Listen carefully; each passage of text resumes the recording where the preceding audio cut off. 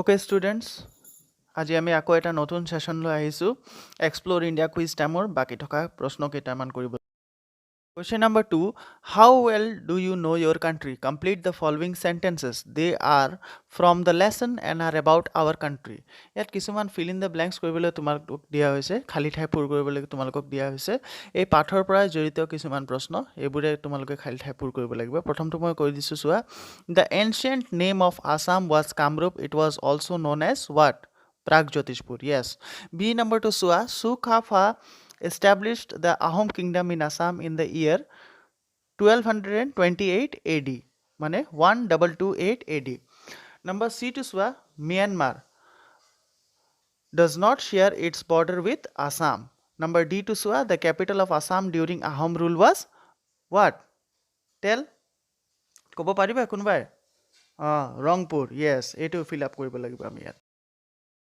Ako ami ahisu question number E loi the colors of our tricolor national flag are dash dash and dash ki hobo prothom dashot likhibo lagibo saffron dutiyo dashot likhibo lagibo white aru tritiyo dashot likhibo lagibo ami green F number sua white stands for dash and dash white stands for prothom dashot likhim ami peace and second dashot likhim ami truth G Mahatma Gandhi was born in dash in the state of dash ki hobo Porbandar in the state of Gujarat Amritsar in Assam is Amritsar in Punjab is famous for the Golden Temple of the Sikhs. Yes, I number 2 Swa, the largest population of Indian rhinos can be seen in Kaziranga National Park.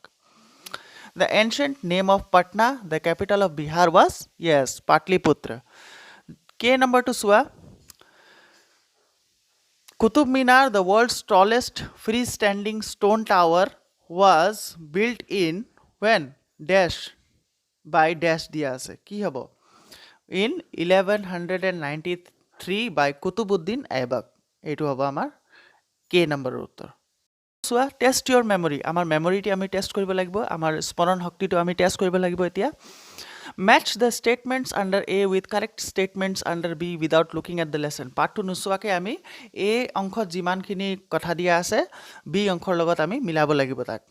যিমান বাক্য দিয়া আছে B লগত মিলাব লাগিব A আৰু B ৰ বাক্যখিনি আমি মিলাব লাগিব প্ৰথমটো চোৱা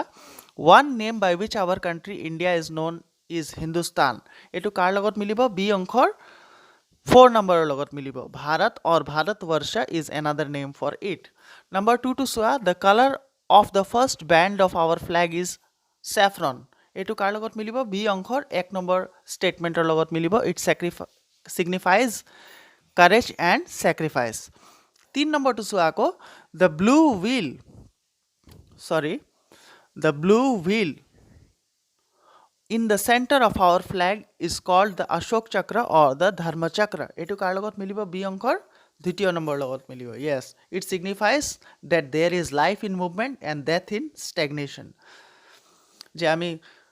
যেতিয়া জীৱনটো পাৰ কৰি থাকো জীৱনটো যেতিয়া চলি থাকে তেতিয়া জীৱন আমি জীয়াই থাকো আৰু যেতিয়া কি হয় ডেথ মানে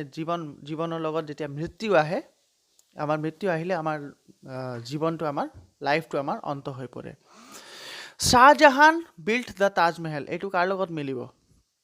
yes B অংশৰ 5 নম্বৰ মিলিব 5 নম্বৰ লগত মিলিব it was in the memory of his wife 5 number to কাৰ লগত মিলিব Dandi in Gujarat is famous for a historical event এটো কাৰ লগত মিলিব question number B 3 ৰ লগত মিলিব 3 নম্বৰ লগত মিলিব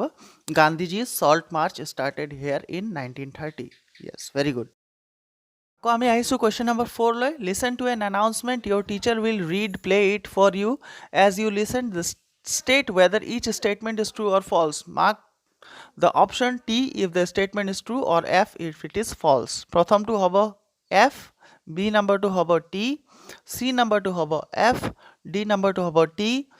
E number 2 hobo T F number 2 hobo T G number 2 hobo F aru H number 2 hobo T yat T মানে হল true মানে শুদ্ধ আৰু F মানে হল false মানে অশুদ্ধ এটোই হল তোমালোকৰ চতুৰ্থ নম্বৰ প্ৰশ্নৰ উত্তৰ 5 নম্বৰটো চোৱা আমি এটা নোটিস লিখিব লাগিব আমাৰ স্কুলৰ মেম্বাৰস কেইটামান আছে literary and cultural forum of ইয়াৰ স্কুল আমি এটা গ্ৰুপৰ দল হিচাপে আমি এটা নোটিস লিখিব লাগিব য'ত আমি সব ষ্টুডেন্টস বিলাকক নিমন্ত্ৰণ জনাই আছোঁ জোনাল লেভেল কুইজ কম্পিটিশ্যনত পাৰ্টিচিপেট কৰাৰ কাৰণে যিটো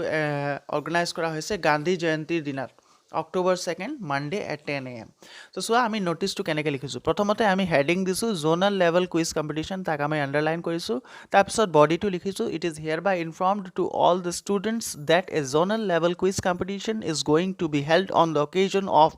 Gandhi Jayanti on October 2nd 2020 Monday at 10 AM তাৰপিছত আমি তলত দিছোঁ ডেটত দি দিছোঁ আমি 02-10-2020